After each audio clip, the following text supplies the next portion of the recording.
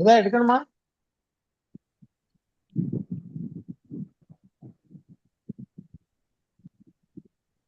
Wait లో ఉన్నది ఏదో ఎడుకన్నా తెలుగునా ఎడతారు. సరే.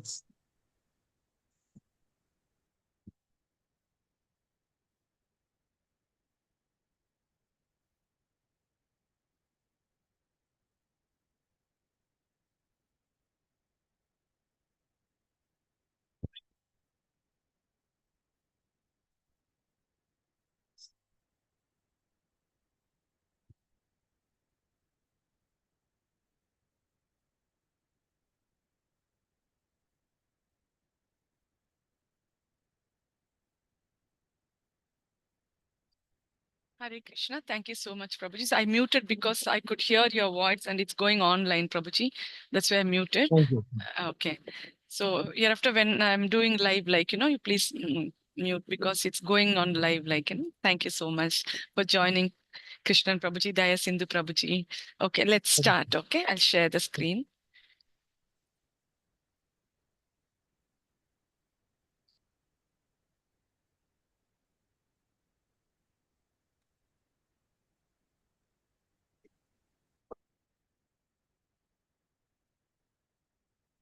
Okay, so we're continuing with the study session of Sarartha Darshini. Hare Krishna Mataji. Hare Krishna Mataji. Oh, I didn't. Okay, I'll come to Zoom. 1 second. Hare Krishna Mataji. Okay, I'll come to the share screen again now.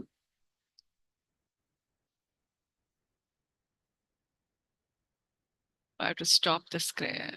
Some problem is happening. If I do this, now this problem is happening. I have to stop share and again share. I was in the share screen, so I could not see you or this thing. So again, yeah, okay now. Okay, thank you all for joining. My humble obeisances to His Holiness Bhanu Swami Maharaj, His Holiness Jayapatak Swami Maharaj, His Divine Grace A.C. Bhaktivedanta Swami Prabhupada, and all the Acharyas in the Sampradaya. My humble obeisances to all of you on Zoom, on YouTube, and on Facebook. Thank you so much for your support and encouragement and motivation. Thank you.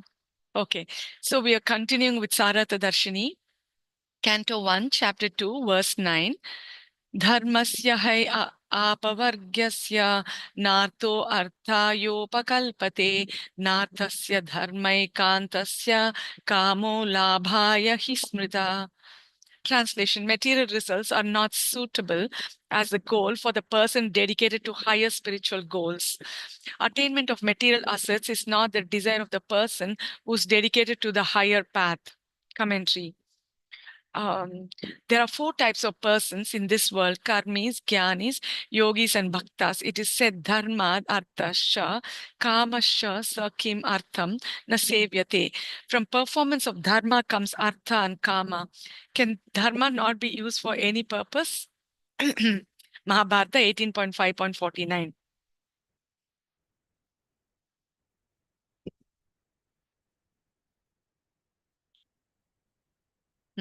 Okay. Can dharma not be used for any purpose? Thus, the result of performance of dharma is artha, acquisition of material results. The result of material acquisition is desire, kama. The result of kama is pleasure of the senses. When the senses are pleased for further gain of pleasure, one executes the sequence starting with dharma again. This is true for the karmis, but does not apply to the jnanis, yogis, and devotees. That is explained in this verse. Dharma in this verse refers to control of mind and senses, shama, dama, etc. for the jnani, to yama and niyama, etc. for the yogis, and to hearing, chanting, and other devotional processes for the devotee. Though the material results appear by executing all these processes, they're not suitable as the goal, arthaya na kalpate. For after examining the nature of material gain, one becomes detached from it.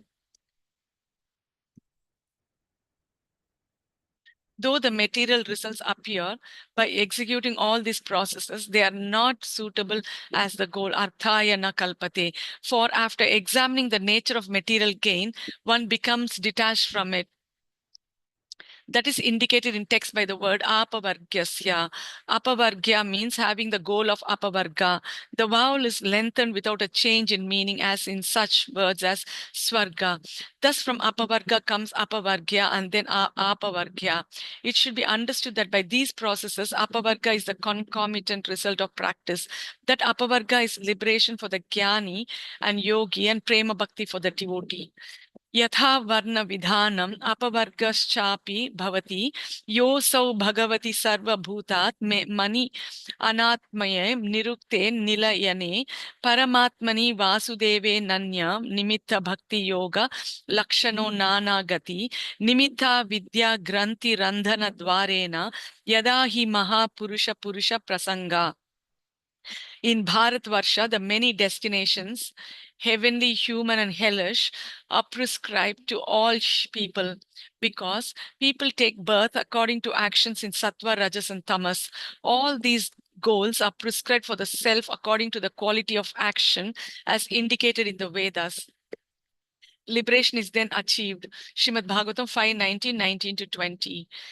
Savai Mahabhagavatha Parikshid येनापवर्गाख्यम अदभ्र बुद्धि ज्ञानेन वैयासखि शब्दितेन भेजे खगेन्द्र ध्वज Padamulam. O Sutta Goswami, please describe these topics of the Lord by which Maharaja Parikshit, whose intelligence was fixed on liberation, Apavarga, attained the lotus feet of the Lord, who is the shelter of Garuda, the king of birds. Those topics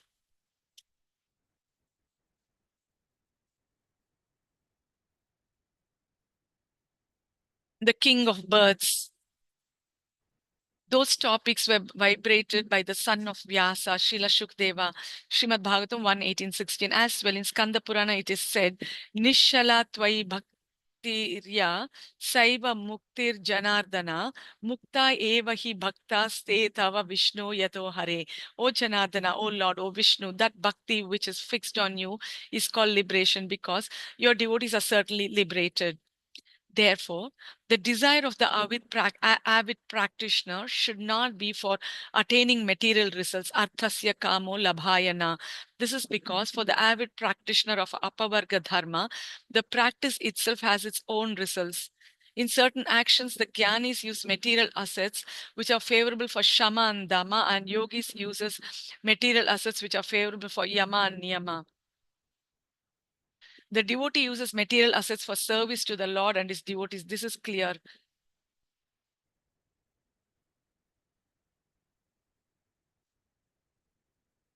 So translation, material results are not suitable as the goal for the person dedicated to higher spiritual goals. Attainment of material assets is not the desire of the person who's dedicated to the higher path. So whoever is trying to achieve spiritual perfection, that is prema, that is the goal of doing bhakti, they should not aim for any material results because it's not suitable, okay, as the goal for the person dedicated for higher spiritual goals. So actually this attainment of this material assets is not the desire for the person who's dedicated to the higher path. Commentary. There are 4 types of persons in this world. They are the karmis, jnanis, yogis, and bhaktas. Okay. So it is said for the karmis, like, dharma, artha, kama. Okay. So this dharma, arthascha, kamascha, kim artham na sevyate. So for performance of dharma comes artha and kama. Okay, from performance of dharma comes artha and kama. Okay, so now can dharma not be used for any purpose? So the question is asked. So from dharma you get, by performing dharma you get artha and kama. Okay, and so they're asking, can this dharma not be used for any other purpose? Mahabharata. The result of performance of dharma is artha, acquisition of material results. The result of material acquisition is desire. So when you do dharma, perform dharma, you get artha. Okay, artha means money, economic stability. So acquisition of material results. You can acquire wealth and all that. So the result of material acquisition is desire. Why are we acquiring material things? Because of the desire, kama. The result of kama is pleasure of the senses. Why do we have the desire? Why do we want to acquire things? Because we want to satisfy our senses, for the pleasure of our senses. That is kama. When the senses are pleased for further gain of pleasure, one executes a sequence starting with dharma again. So once the senses are pleased, again you start with your dharma for, okay, so that you get artha and all that. So this is true for the karmis, but does not apply to the jnanis, yogis and devotees. That is explained in this verse. Okay, so of course, for the karmis, this is true, but this is not applicable for the people who are aspiring for the higher goals in life, like jnana, ashtanga yoga and bhakti. Okay, so for these people this does not apply. Only for the karmis, this artha dharma kama, okay, this applies. So dharma in this verse refers to if you have any doubts you can stop me and ask. Dharma in this verse refers to control of mind and senses, shama, dhamma, etc.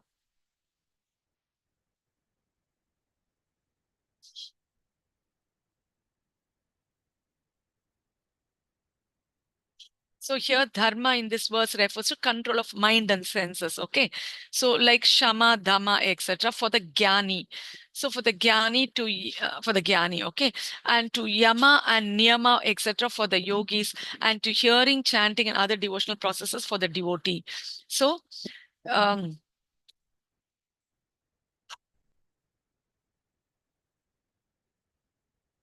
So for the jnani, what does he has to control? He has to control the mind and the senses. Okay.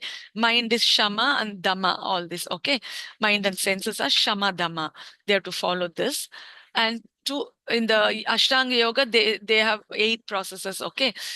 So two of the things are yama and niyama. Okay. You can do this yama and niyama for the yogis.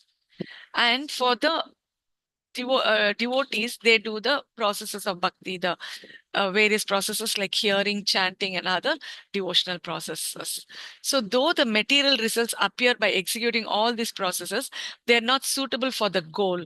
So material results appear by executing all these processes you can do, and they are suitable. They're not suitable as the goal. Though the material results appear by executing all these processes, of course, as a secondary result, of course, in karma, it's the direct result. In the other processes, these are the secondary results. But of course, still, this is not the goal, okay? Arthaya na kalpate.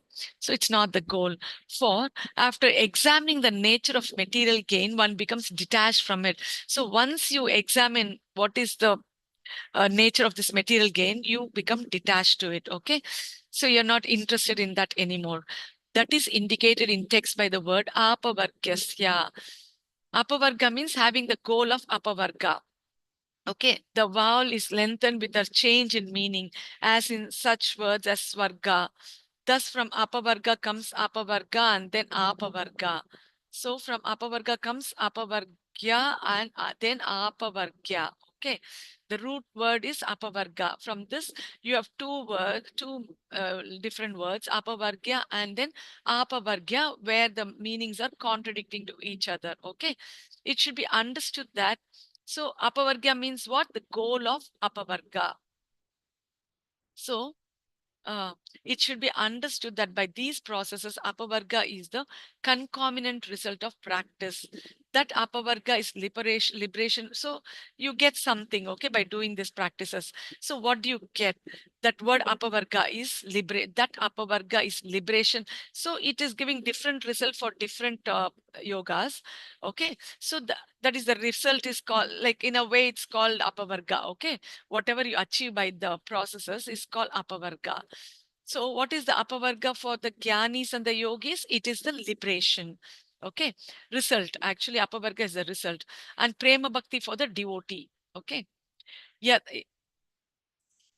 In Bharatvarsha, the many destinations, heavenly, human, and hellish. So there are different places like the heaven, hell, and the Bharatvarsha, like, here where the humans are living, are prescribed to all people because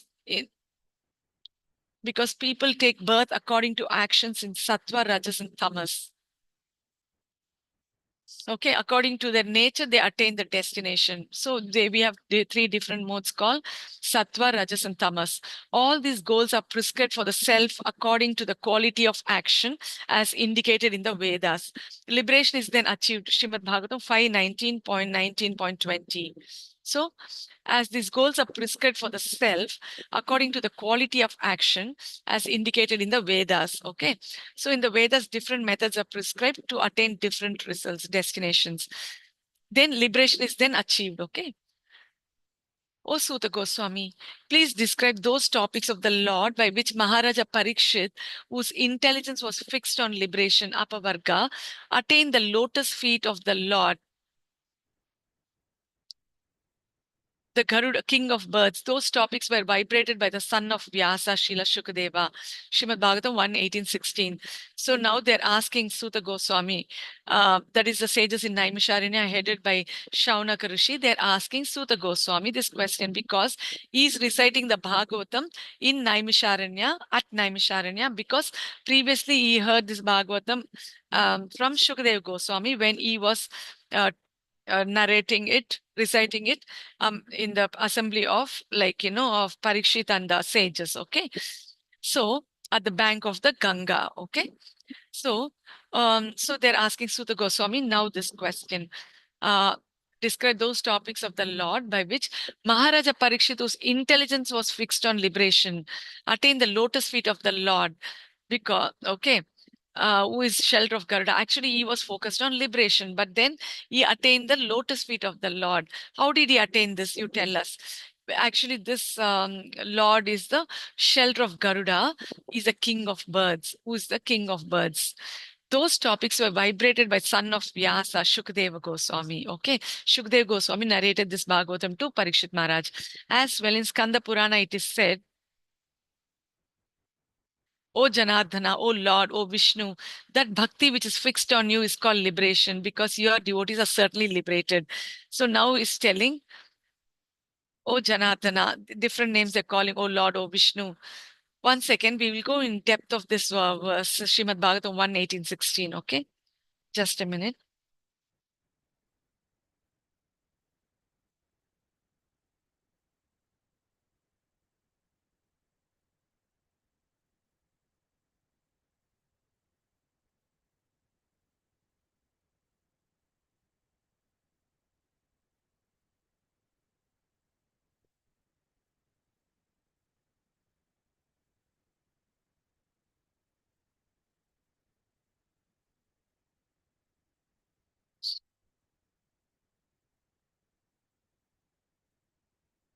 Okay. What is the purport given for this Srimad Bhagavatam 1:18-16? I'm going to read that. Okay, please listen. Prabhupada's purport. There is some controversy amongst the students on the path of liberation. Such transcendental students are known as impersonalists and devotees of the Lord. So the devotee of the Lord worships the transcendental form of the Lord, whereas the impersonalist meditates upon the glaring effulgence or the bodily rays of the Lord, known as Brahma Jyoti. Here, in this verse, it is said that Maharaja Parikshit attained the lotus feet of the Lord by instructions in knowledge delivered by the son of Vyasadeva, Srila Shukdev Goswami. Shukdev Goswami was also an impersonalist in the beginning, as himself has admitted in the Bhagavatam 2.1.9. But later on, he was attracted by the transcendental pastimes of the Lord and thus became a devotee. Such devotees with perfect knowledge are called Mahabhagavatas, or first-class devotees. There are three classes of devotees, namely the Prakrita, Madhyama, and Mahabhagavata. The Prakrita, or third-class devotees, are temple worshippers without specific knowledge of the Lord and the Lord's devotees. The Prakrita. So even in the devotees now, there are three classes of devotees, namely the Prakrita, Madhyama, and Mahabhagavata. The Prakrita, or third class devotees, are temple worshippers without specific knowledge of the Lord and the Lord's devotees. The Madhyama, or the second class devotee, knows well the Lord, the Lord's devotees, the neophytes, and the non-devotees also. But the Mahabhagavata, or the first class devotee, sees everything in relation with the Lord and the Lord present in everyone's relation. So the first class devotee, okay, the Prakrita, the third class devotees, actually they're not the first class, the third class devotees are temple worshippers without specific knowledge of the Lord and the Lord's devotees. Okay, they only focus on the Lord, on the Lord. They are not interested in the knowledge of the Lord and the Lord's devotees. Okay, the Madhyama or the second class devotee knows well the Lord, the Lord's devotees, the neophytes, the non-devotees, etc. also. But the Mahabhagavata or the first class devotee sees everything in relation with the Lord and the Lord present in everyone's relation. Okay, so the Madhyama devotees, the second class, they know about the Lord, they know about the Lord's devotees, and they know about the neophytes and the non-devotees also. Okay, they can distinguish between everything. But the and more detail we'll read later. In this verse, we will see this much because. But the Mahabhagavata or the first class devotee sees everything in relation with the Lord and the Lord present in everyone's relation. So they see the Lord everywhere, in everybody. Okay. So Pandita Samadarshana, like Mahabhagatas, they see everybody equally. Particularly between the Mahabharata, therefore, does not make any distinction, particularly between a devotee and non-devotee. They don't even differentiate between a devotee and non-devotee because, okay, they are in a very high level of prema. So they think everybody is in prema with Krishna. So they don't even preach to others because there's no need. But Madhyamas, they feel, oh, this person is having no knowledge. I should help him to attain Krishna. So they're able to like, distinguish like this and then able to impart knowledge to the people, the neutral people. Okay. Even the people who are very jealous and who are like those kind of people, they don't preach. So there are many instances in the transcendental histories of the world of an impersonalist who has later become a devotee. So here, actually, Shukdev Goswami he himself has described in this verse, like, 2.1.9, that he was an impersonalist earlier, but after listening to the Bhagavatam from Vyasadeva, he became a devotee himself. So, like, so there are many instances in the transcendental histories of the world of an impersonalist who has later become a devotee. Like this, there are many stories where the impersonalists have become devotees. But a devotee has never become an impersonalist, but you can never see a devotee becoming an impersonalist. This very fact proves that on the transcendental steps, the step occupied by a devotee is higher than the step occupied by an impersonalist. So from this, you can understand that the devotee is in a higher level than the impersonalist. It is also stated in the Bhagavad Gita 12.5 that persons stuck on the impersonal step undergo more sufferings than achievement of reality. So in the Bhagavad Gita 12.5, it is stated that persons stuck on the impersonal step, okay, that is the Brahma Jyoti, they undergo more sufferings than achievement of reality. Therefore, knowledge imparted by, so those people undergo lot of sufferings. Therefore, knowledge imparted by Shukdev Goswami onto Maharaj Parikshit helped him attain the service of the Lord. And this stage of perfection is called Apavarga. So therefore, when Shukdev Goswami imparted knowledge to Parikshit Maharaj, it helped him to attain the service of the Lord. And this stage of perfection is called Apavarga, or the perfect stage of liberation. So now this stage is called the perfect stage because is doing bhakti and attaining the Lord, prema for the Lord. Okay, so this is the perfect stage of liberation. Whereas other liberation, kaivalya, that is ayuja mukti, is not recommended, where you merge in the Brahma Jyoti. Okay, simple, that is the effulgence of the Lord. Simple, that is not recommended. Simple knowledge of liberation is material knowledge. Actual freedom from material bondage is called liberation. So simple knowledge of liberation is material knowledge. Simply we are reading now, it's not realized knowledge. That is material knowledge. What we are reading now, we are just understanding what is liberation. So this simple knowledge, this is just simple knowledge. It's not realized knowledge.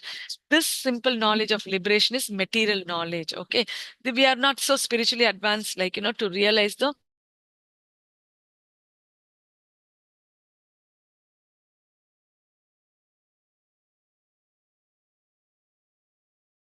liberation.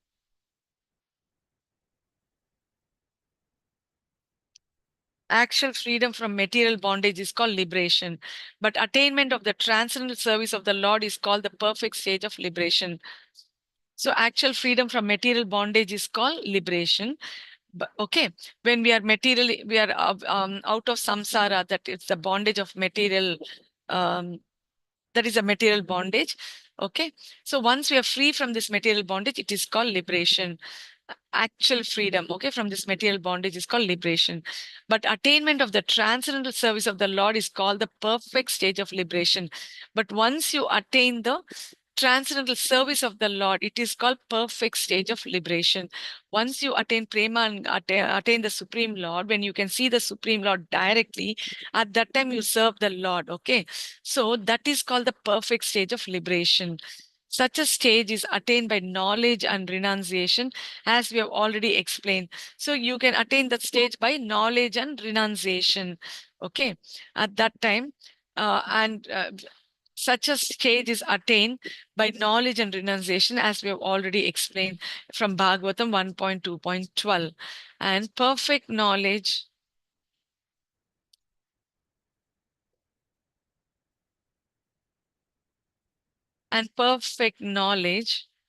is delivered by Srila Shukadev Goswami, results in the attainment of the transcendental service of the Lord. And how can you get perfect knowledge?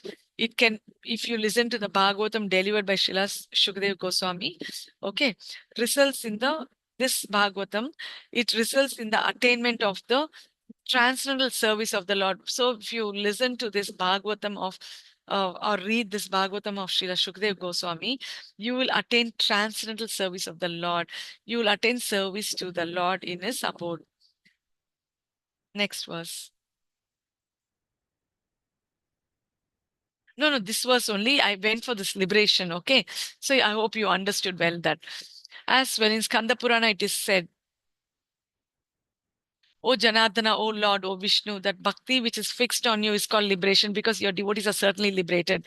So in Skanda Purana, it is said, what are they telling? O Janardana, O Lord, O Vishnu, that bhakti which is fixed on you is called liberation, because your devotees are certainly liberated. Okay, so there you get the real liberation by doing bhakti as a secondary result. Okay, but actually, like, that is the secondary result, is the liberation from this material world. But bhakti which is fixed on you is called liberation. Okay, actual liberation, because your devotees are certainly liberated. Therefore, the desire of the avid practitioner should not be for attaining material results. Attasya kamo labhayana. So what is the desire of the avid practitioner should be? It should be for attaining the Lord and not for attaining material results. Artasya kamo labhayana. This is because for the avid practitioner of apavarga dharma, the practice itself has its own results. So for the avid practitioner of apavargya dharma,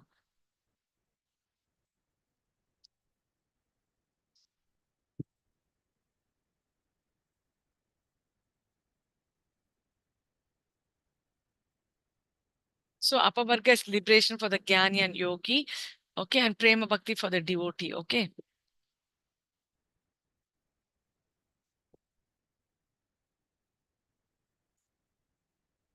So therefore, the desire of the avid practitioner should not be for attaining material results. Arthasyo kamo labhayana. This is because for the avid practitioner of apavarga dharma, the practice itself has its own results in certain actions. So this is because for the avid practitioner of apavargya dharma, the practice itself has its own results.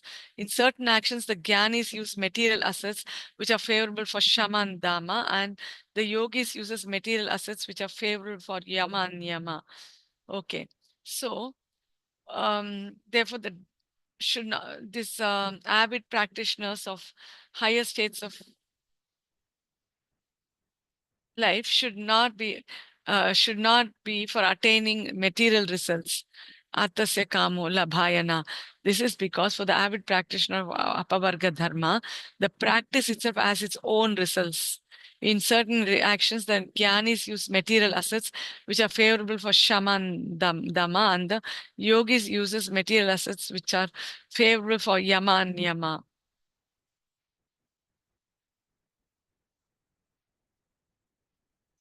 I hope this understood. So the practice is Yes, as only. Mataji. Okay, thank you, ma'am. So what they're trying to tell is, in certain cases, actions, the Gyanis use material assets which are favorable for Shama and Dhamma, and the Yogis uses material assets which are favorable for Yama and Niyama. The devotees uses material assets for service to the Lord and his devotees. This is clear. What does devotees do? If we get some money, we will use it for the service of the Lord and his devotees. This is clear. Okay, text 1.2.10. Kamasya nendriya pritir labho jiveta yavata jivasya tattva jignasa narto yascha cheha karmabhi. Translation. For one who desires apavargya, sense pleasure attained from enjoying sense objects is not the goal as long as one lives. The goal of life is inquiry into the highest truth.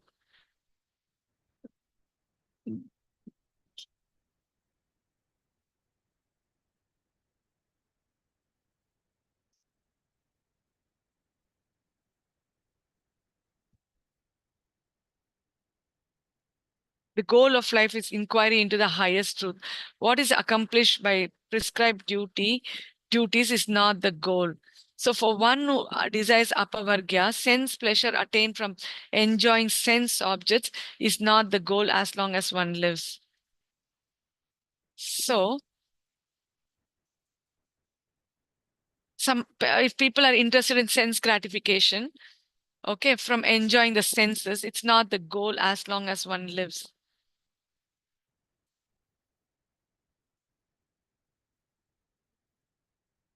Enjoying sense pleasure, some pleasure attained from enjoying sense objects is not the goal as long as one lives. The goal of life is inquiry into the highest truth. What is accomplished by the prescribed duties is not the yoga, is not the goal. What is accomplished by prescribed duties is not the goal, okay? The goal of life is inquiry into the highest truth. Commentary. The pleasure of the senses, indriya prita, arising priti, arising from enjoying the senses or objects is not the goal. The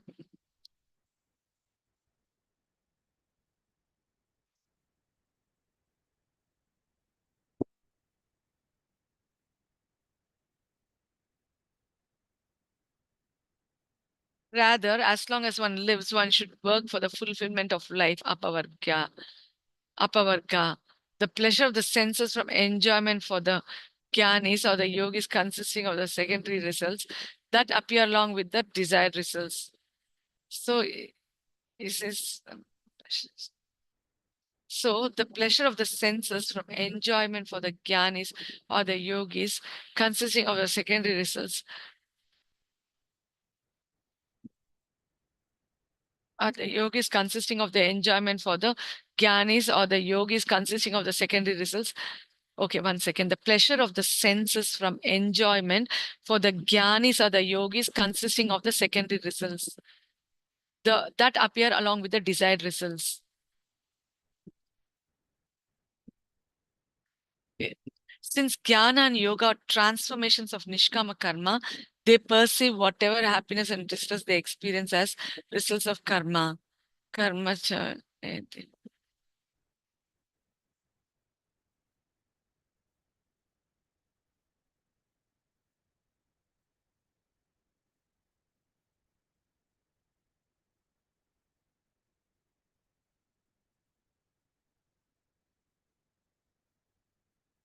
The pleasure of the senses from enjoyment for the jnanis or the yogis consisting of the secondary results that appear along with the desired results.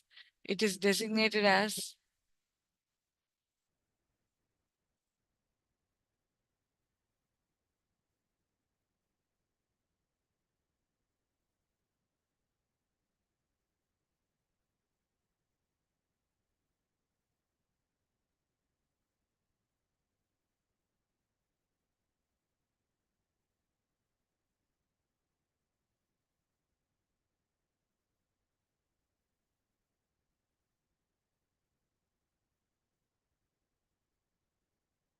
So the pleasure of the senses from enjoyment for the jnanis or the yogis, consisting of the secondary results that appear along with the desired results, is designated as results of action. Since jnana and yoga are transformations of nishkama karma, they perceive whatever happiness and distress they experience in results of karma as results of karma.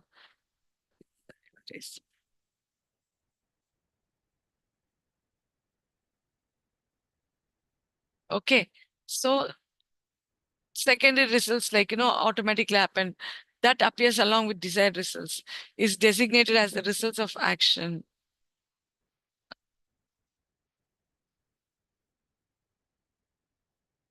Since jnana and yoga are transformations of nishkama karma, they, since jnana and yoga are transformations of nishkama karma, they perceive whatever happiness and distress they experience as results of karma.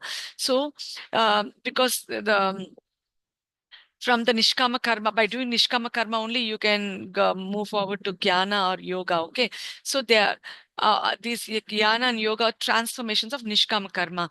They perceive whatever happiness and distress they experience as results of karma. Okay, so we say, whatever, when we get something good or when something bad happens, we say it's our karma. Whatever actions we did previously, accordingly we are benefiting. For the devotees, the pleasure of the senses from sense objects which accompany bhakti, however, are not called fruits of action, since bhakti is not a transformation of karma. For the devotees, the pleasure of the senses from sense objects which accompany bhakti, however, are not called fruits of action, karma, since bhakti is not a transformation of karma.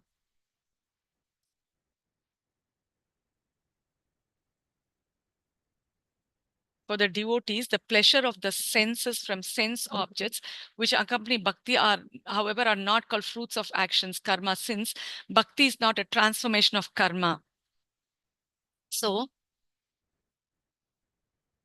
whatever, when the devotees use their senses, okay, from the sense objects which accompany bhakti, however, are not called the fruits of action, because the devotees are focusing their senses on the Supreme Lord. Though the senses are material, with that material senses, they are doing all the devotional process of bhakti.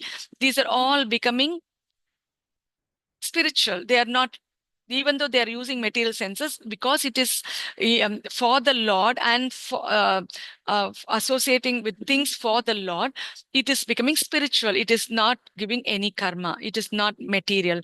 Since bhakti is not a transformation of karma, okay? The devotees, however, perceive happiness to be the result of bhakti only. They regard suffering as the mercy of the Lord. So, when the devotees perceive happiness, they say it's the result of bhakti, and they regard suffering as the mercy of the Lord. Okay, because that also Lord has some purpose. That's why He's giving suffering. So, if I especially favor someone, I gradually deprive him of his wealth. Then the relatives and friends of such a poverty-stricken man abandon him. In this way, he suffers one distress after another. Srimad Bhagavatam 10:88:8. So, the Supreme Lord tells, if I favor somebody, they gradually lose all their wealth. Okay, sometimes there are exceptions where the Lord gives more wealth also to his devotees, like Yudhishthira Maharaj. Okay, and if you see even in Kuchela, like Sudama, you can see Sudama is a friend of Krishna in the Gurukul. So at a later age, his wife, she prompts him to go to Krishna, okay, to get some wealth. Of course, he doesn't go there and ask Krishna for wealth, but Krishna gives him wealth, okay, makes him a wealthy person. So like this, sometimes all like there are great kings like Ambarish and all, they are only focused on the service of the Lord. So they use all their kingdoms, treasures and all for the sake of the Lord and his devotees. Okay, and of course all the citizens in this state are devotees. So he's using it for the welfare of the citizens who are devotees and for the Lord. So for them, the Lord is giving them wealth. But for most of them, usually the wealth is taken away so that all the relatives will abandon him. And then the person becomes distressed. Okay. And then he comes to the Lord for solace. And then eventually he attains the Lord. So this is a mercy of the Lord. Even the suffering of loss of wealth also is a mercy in an indirect way. Taking this statement of the Lord into consideration, according to the particular case, the devotee's suffering should be regarded as direct action of the Lord or a result of devotional offenses. So, if at all the devotee is suffering, it is because of direct action of the Lord. The Lord is directly acting for the sake of the devotee or as a result of devotional offenses. Or maybe we would have committed some offenses, or because of that reason also, we are distressed and we are suffering. The goal of life, Jivasya, is inquiry into the highest truth, Tattva Jigyasa.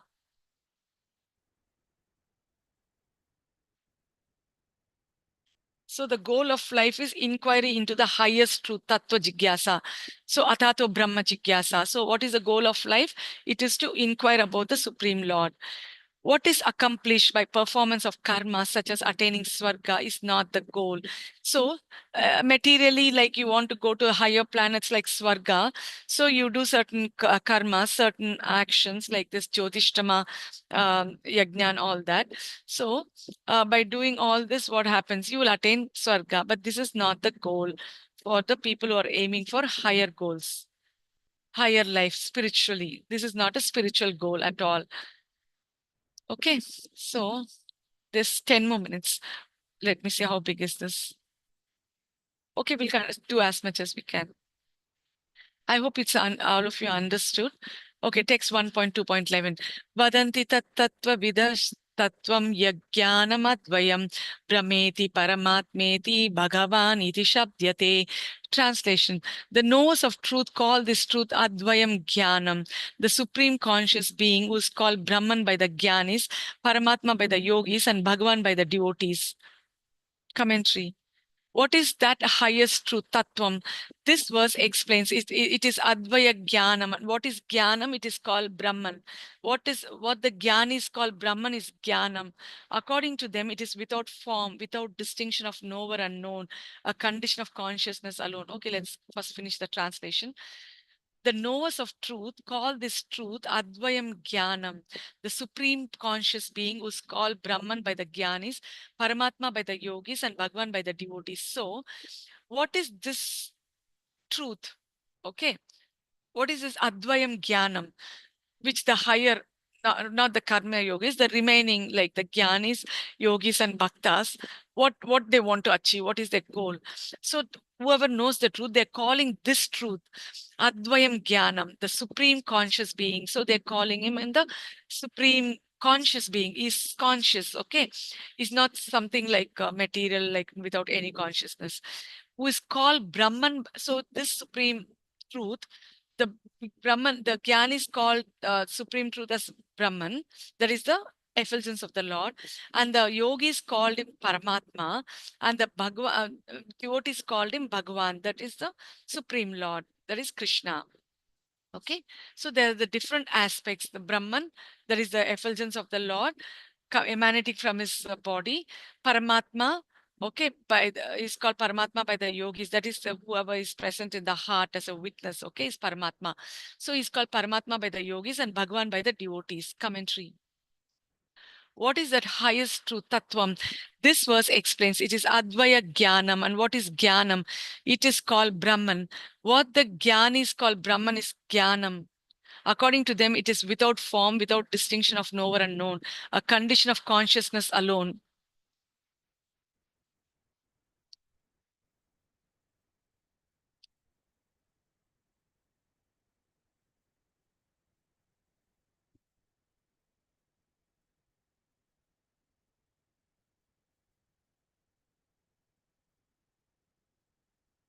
So what is that highest truth tattvam? This verse explains. It is Advaya Jnanam. And what is that Jnanam? It is called Brahman. What the Jnana is called Brahman is Jnanam. Okay. Jnana. Okay. According to them, it is without form, without distinction of knower and known, a condition of consciousness alone. So according to them, it is the supreme truth doesn't have any form. Okay. It is without distinction of knower and known. So you don't know who is the knower and who is the known. There's no distinction at all. Okay, between one and another, a condition of consciousness alone. So you only have this consciousness, this feeling, that's all. Okay, there is no, you don't know who's actually you should have two people, like, to know something. Okay, otherwise how will you distinct, like, know distinctly what is what?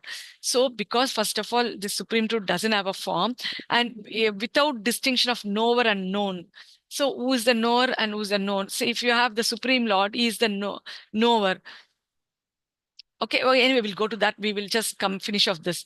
So they don't have any distinctions, and it is only a state of consciousness for the jnanis. Okay. So this jnanam is called Paramatma by the yogis. So this knowledge is called, this supreme truth is called the Paramatma by the yogis. This jnanam is Advaitam because of oneness between him and his Shaktis, Jiva and Prakriti. So because of oneness between him and his Shaktis, Jiva and Prakriti. Because as cause he pervades the effect, this universe, the prison like abode, and because Paramatma is non-different from him, his form and abodes through particularization of his consciousness aspect. What's the time? 7:24. Okay. So now this Gyan is, first one, I hope all of you are clear. So the second one, the second Gyanam, the true supreme truth is called Paramatma by the yogis. This Gyanam is Advaitam because of oneness between him and his Shaktis. So is called Advaitam, means it is one only. It is oneness. Okay. There is no duality. Okay. Advaitam means no duality because of oneness between him and his Shaktis. Here, why you call there's no duality? Because his Shaktis and he, the Supreme Lord, are considered to be one. Because they are similar, okay? That is the Jiva and Prakriti. Because as cause, he pervades the effect, this universe, the prison like abode.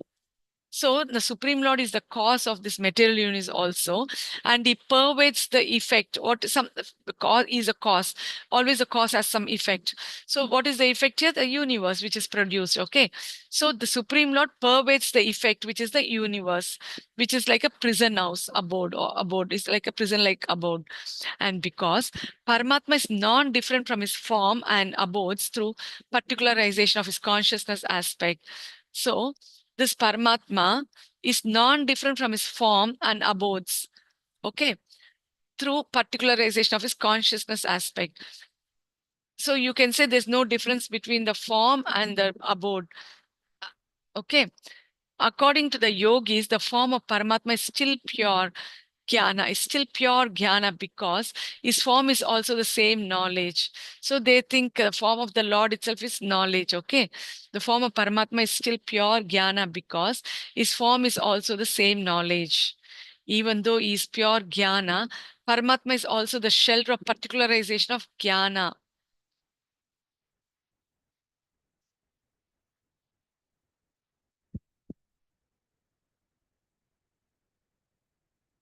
Even though it's pure jnana, Paramatma is also the shelter of particularization of jnana because he performs functions such as acting as the witness. Okay. Though it's only pure knowledge, sometimes Paramatma is also the shelter of particularization of jnana because he performs functions such as acting as the witness. Okay, he's also doing some actions like, because he's acting as a witness while situating in our heart. Paramatma is just like the sun or a lamp. So Paramatma is also compared to a sun or a lamp. Though the sun is the very form of light, it is also the possessor of luminosity. Though the sun is the very form of light, it is also the possessor of luminosity.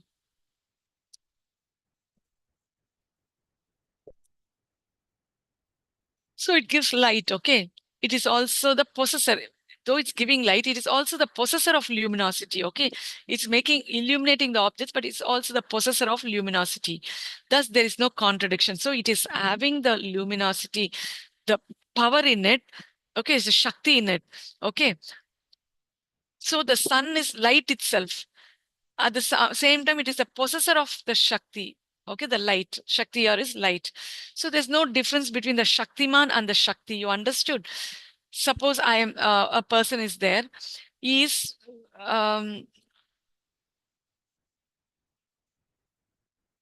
a great poet. Okay, let's assume. So this person is the person and is a great poet. So you cannot differentiate his qualities from him. Understood? He's a Shaktiman who's possessing that Shakti of being a great poet. You understood? Paramatma is just like the sun or a lamp. Though the sun is the very form of light, it is also the possessor of luminosity. Thus, there is no contradiction. Paramatma is understood to have a form as shown in the following verse. Kechit swadehantar. What's the time? Oh, 1 more minute. Okay, then I'll stop. We will do this tomorrow. So 1.2. Okay. Yeah, thank you so much. Hare Krishna. Hare Krishna. Hare Krishna Mataji. Hare Krishna Prabhuji. Thank you so much.